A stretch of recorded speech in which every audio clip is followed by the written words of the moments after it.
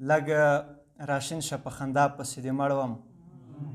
لږ راشین شه په خندا پسې دې مړ وم تیارې لرې که رڼا پسې دې مړ وم او د نیمګړي ارمان نن تاریخي ورځ ده کابل جانه په هوا پسې دې مړ وم. ډېره مننه. غزل در سره شریکوم چې که د خوار که د نواب صورتحال دی بدرنګ شوی د هر باب صورتحال دی که د خوار که د نواب صورتحال دی بدرنګ شوی د هر باب صورتحال دی په یو سپین ګریوان کې تور لاسونه وینم کارغه څیرې د عقاب صورتحال دی په یو سپین ګریوان کې تور لاسونه وینم کارغه څیرې د عقاب صورتحال دی دا په خاورو کې چې پاڼې پاڼې پروت دی دا د امن د کتاب صورتحال دی. ډېره مننه. پښتانه په پښتنو سترګې راکاږي پښتانه په پښتنو سترګې راکاږي دا د وخت د انقلاب صورتحال دی د ژوندي هلاکو خان کیسه مې وکړه په تندیو سخت خراب صورتحال دی د ژوندي هلاکو خان کیسه مې وکړه په تندیو سخت خراب صورتحال دی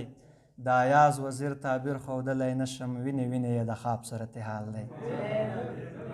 ډېره مننه. یو بل دی چې مخ یې چاود وي ټول عمرې په سترګو نم واوړي خدای دې دښمن په بل مخ واړوي چې سم واوړي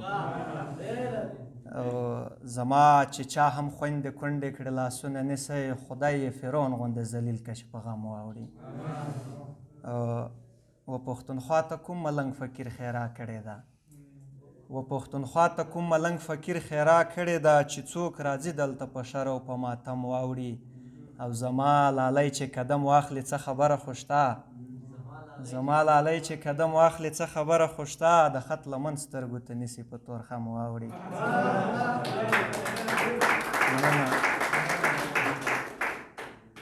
زما لالی چې قدم واخلي څه خبره خو شته د خط لمن سترګو ته نیسي په تور خم واوړي او زما بجلی ګیسونه دوی ته ځي ایاز وزیره خو قیامت شي پښتونخوا ته چې غنم واوړي. یو بل در سره شریک یم ستاسو په اجازه باندې چې د ګبین حصا ترې ټوله میلمانه خوري په مچیو ځان یوازې پښتانه خوري د ګبین حصا ترې ټوله میلمانه خوري په مچیو ځان یوازې پښتانه خوري یو څه لږ غلا یې بیا په زړه کې راته شته چې قسمونه په قرآن په ایمانه خوري د تور سرو پور به اخلو ترې سالاره دا یو غم به هر پښتون په ژوندانه خوري او د مینو کمپرستو احسان څه وي خپلې اوښکې به په څیرې ګریوانه خوري د مینو کمپرستو احسان څه وي خپلې اوښکې به په څیرې ګریوانه خوري په ژوندو ایاز وزیر دومره مین دی په ژوندو ایاز وزیر دومره مین دی کرکه ورشي چې ډوډۍ په لړمانه خوري. ډېره مننه. په دغه شعر باندې به اجازت درنه غواړم چې مسلمانه غیږ دې راکړي چې اور بل شي مسلمانه غیږ دې راکړي چې اور بل شي دا سړی رانه په څه شي مرور دی